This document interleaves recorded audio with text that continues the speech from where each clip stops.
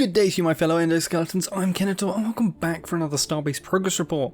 We're on week 12 of 2021, and if you're new here, I bring you the latest news and updates of everything Starbase every Monday. So make sure you subscribe and hit the bell so you never miss out. Now let's get to it.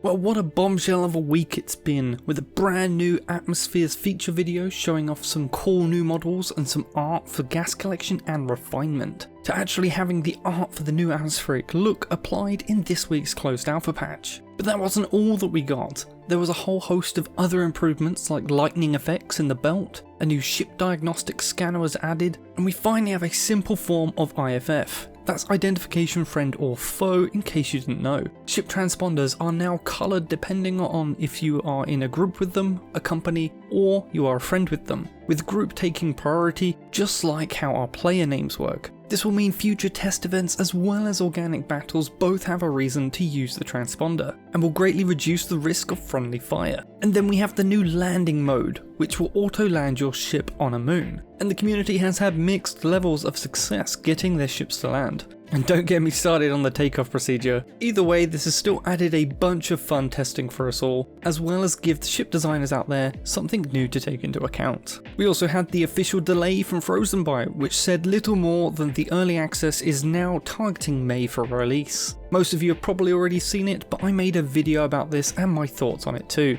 Link in the description if you haven't seen it yet. But I won't double my thoughts here. Instead, we're going to look forwards with the help of our first Lowry quote. We are getting a roadmap next month. Finally! I know the devs have been resistant to publishing one due to delays on the dev side of things, but even just knowing what is coming, even without a date, would be really helpful for us to understand where the game currently stands in terms of features and gameplay. They plan to have one major feature and a few smaller ones each month. And if they keep that pace up during the start of early access, then Starbase is gonna shape up fast. Our next quote has Lowry telling us a little bit more about the mouse controls, saying the basis will be similar to what Elite Dangerous has, and that they will map the 2D GUI mouse to 2 levers, but it will have a lot of customization too. Mouse controls may seem like a simple thing that we take for granted in most games, but it could be finding the right method to apply them here is taking some time. But when they do come, ship-based PvP will most certainly change forever, and for the better too, and that's damn exciting to me. Lowry has also touched on balancing for Starbase too, and that, like most MMOs, will be ongoing through the life of the game pretty much.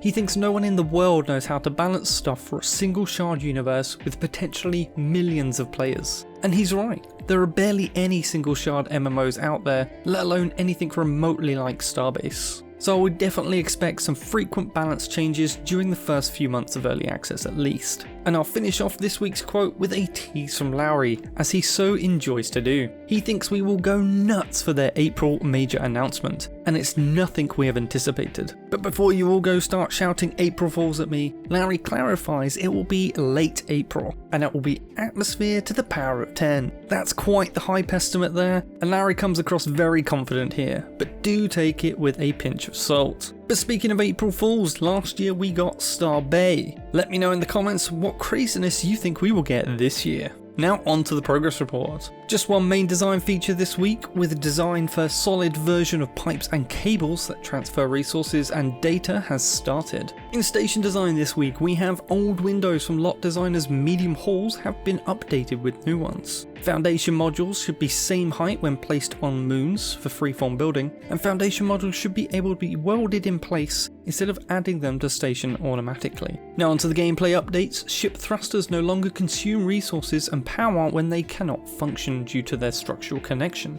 nor in the ship designer edit mode. Cargo frames wall collisions now keep up with the ship during fast travel. Magnetic boots will now lock to cargo frame fields. Transponder colours were not shown properly. Default colour was corrected and priority was reversed. Material point scanner code has been refactored to work with LOD asteroids. And easy build mode has been worked on. Ship blueprint saving functionality has been started. Our UI updates this week are: naming policy has been updated to allow numerals for ships, companies and blueprints. Design for new versions of company ship access pages have been worked on. Spawn, flight, build and deconstruction rights have been combined under operator rights. Operator is determined by rank, team or job, and rank may give deed, trade or decommission access to accessible ships. Resource management UI windows have been worked on. All tabs that should are now scalable. Company bank accounts have been worked on. An option to show previews of mail attachments in the inbox has been added.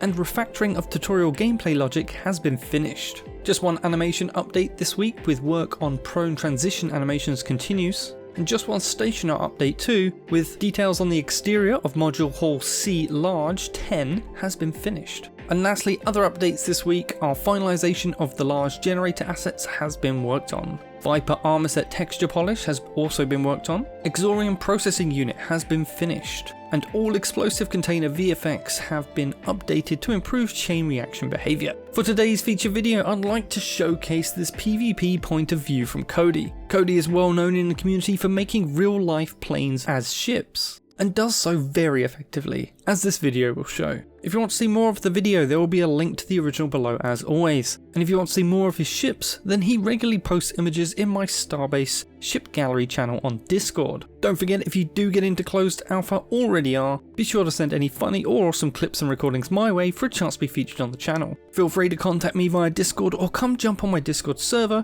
which is also home to my faction, the K-Bots, should you be looking for one to join. As always, please smash that like button, share the video with your friends and faction, leave a comment with any questions you want answers to, and I'll see you in the next one. Kenetor, out.